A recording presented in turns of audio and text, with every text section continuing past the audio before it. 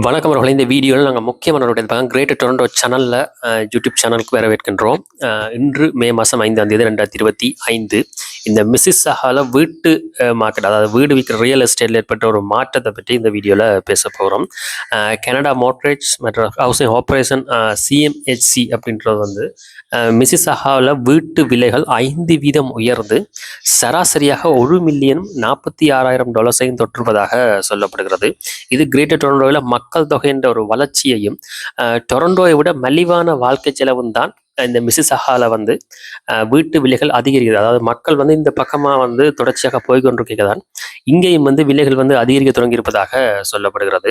இந்த டவுன் ஹோமாக இருக்கட்டும் சரி, இல்லை செமி டிட்டாச் வீடுகள் இவை எல்லாமே வந்து சுமார் 8,50,000 முதல் முறையாக வாங்கவைக்கு வந்து விலைகள் இருக்குது அப்படின்னு சொல்லப்படுகிறது.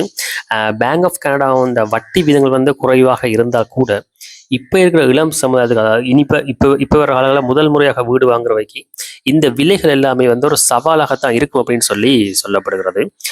ஏற்கனவே இந்த வாழ்க்கை செலவால் வந்து இளம் தம்பதிகளாக இருக்கட்டும் சரி, வீடு வாங்குறவங்க வந்து திணறி கொண்டு கேட்க இப்போ மிசிசாகால வந்து எல்லாமே மில்லியனுக்கு மேலே, அதாவது பெரும்பாலான வீடுகள் வந்து மில்லியனுக்கு மேலே தான் வந்து போய்கொண்டிருக்குது.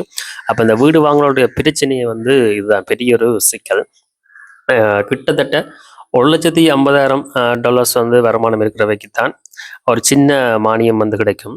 அது 5% மட்டும்தான். ஆனால் என்ன, எல்லா முக்காவாசி வீடுகளை வந்து 1 மில்லியனை தாண்டுவதால் வந்து இதெல்லாம் வந்து பெரிய அளவில் எந்த ஒரு பலனையும் வந்து தரப்போகிறதா, வீடு வாங்குறவைக்கு முதல் முறையாக வீடு வாங்குறவைக்கு வந்து எந்த ஒரு பலனையும் வந்து தரப்போறல என்ற உண்மை. ஒன்டாரியோ அரசாங்கம் வந்து என்ன செய்யுதுன்னு சொல்லி சொன்னால், இந்த செகண்டரி சூட் மற்றும் ராட்சிஸ்ட் ஓரியன்டட் கண்டோஸ் அப்படின்றத வந்து தொடர்ச்சியாக ஊக்குவித்து கொண்டு வருது. காரணம், அந்த மல்டி யூனிட் வீடுகள் இருக்கணும் சரி, ஒரு சரியான வாடகைகளை கொடுத்து இந்த வீடு வாங்குற கஷ்டப்படுறவைய வந்து இதுக்குள்ள வச்சிருக்கணும் அப்படின்றதுக்காக மிசிசாகால வந்து இந்த மாதிரியான சில விடயங்களை வந்து செய்து வருகிறார்கள்.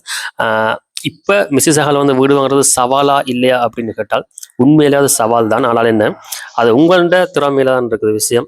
சரியான முறையில் ஒரு சரியான வீடு வந்து அமைஞ்சு அதுக்கு உங்களோட பெறுமதி உங்களோட கொடுக்கலுமா இருந்தால் நீங்கள் கட்டாயம் அதை செய்யத்தான் போறீர்கள் என்று சொல்லிச்சுன்னா, இனி வர்ற காலங்களில் வாழ்க்கை செலவு எப்படி கொடுத்தான் போகுது.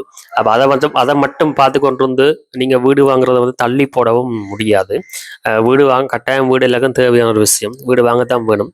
அதனால முடிவை வந்து நீங்கள் சிறப்பாக எடுத்துக்கொள்ளுங்கள். நாங்கள் மேலதிகமான இதொரு செய்தி தான், இது சம்மந்தப்பட்ட விளக்கங்கள் வந்து இன்னொரு வீடியோவில் போட்டுக்கொள்கிறோம். நன்றி.